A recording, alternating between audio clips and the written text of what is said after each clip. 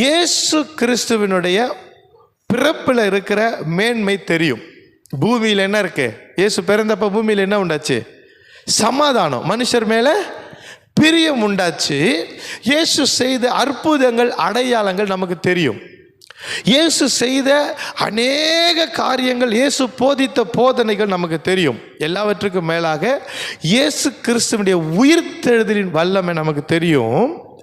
ஆனால் உண்மையாக சபை தெரிந்து கொள்ள வேண்டிய ஒரு வல்லமை இயேசு கிறிஸ்துவனுடைய மரணத்தின் வல்லமை.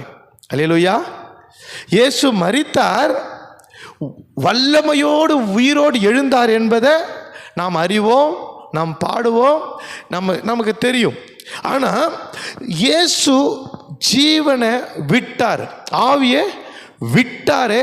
பிதாவின் கையில் தன்னுடைய ஆவியை ஒப்புவிக்கிறேன்னு சொன்னார்.